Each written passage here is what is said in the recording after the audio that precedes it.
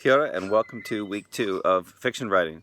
By now, most of you will have popped on the site and introduced yourselves and read some of the introductions of your peers. If you haven't done that yet, go ahead and pop on there and do that.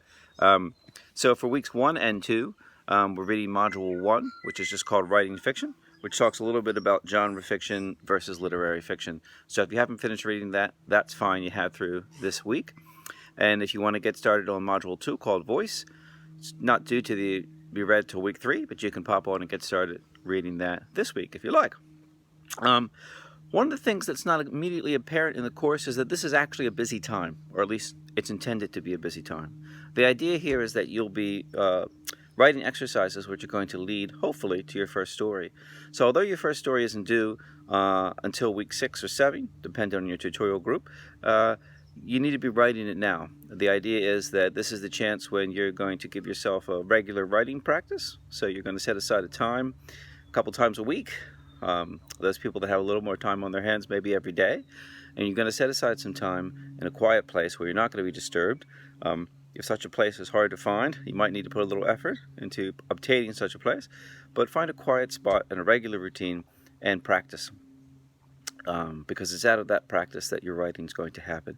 So the idea is that, yes, you're writing now. If you're wondering, when do I get the signal to start writing? Now's the time. The exercises are a natural way there, but they're not the only way there. When we do the internal version of this class, we start off each class, each week, with a writing exercise, and then we share it. So I try to duplicate that on the forums by putting writing exercises there that you can share. But every once in a while, you do meet a student who says, writing exercises, Tom, they just don't work for me. And I'm myself, I think, one of those students. So the best thing I can tell you if writing exercises don't work is, first of all, try them, then try them again, and then try them again. But if they just don't, you're not getting any traction, what you might just want to do is just sit down and write. And where you begin is actually not very important at all. This can be a moment of paralysis for some students, is that they get started and they just think, I don't love that, it's not perfect. No. If you just sit down and write and don't pay too much attention, it doesn't actually matter so much what words you put on the page.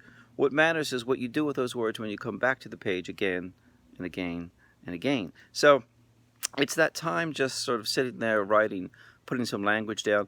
One easy trick that I use is oftentimes for me a story will begin in just a scrap of overheard dialogue or a nagging idea or an image, and I'll just sit down and start sort of like a kind of like rotate it in a 3D space, but in words. I'll just put it down and start just trying to approach it a little bit. I'll write down the image, and then suddenly there'll be a character on the page, and I'll begin interacting with this character, or this character will give you a hard time.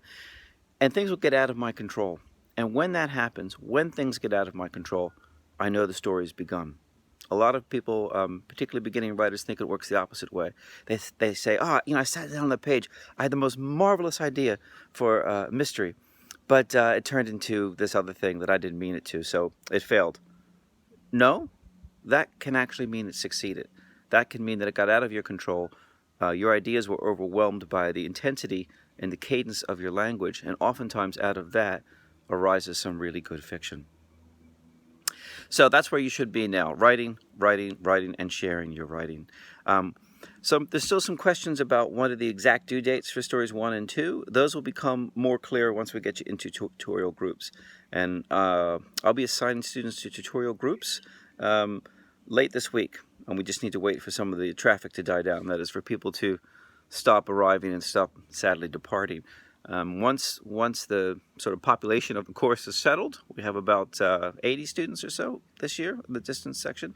Once everything is settled, we'll assign people to tutorial groups, and you'll meet with your individual tutors, and it's in that space that you'll finalize your workshop times and your exact deadlines for your stories 1 and 2. So that is coming, and I'll talk more about tutorial groups, probably too much about tutorial groups, in next week's video. So get out there and get writing. See you online.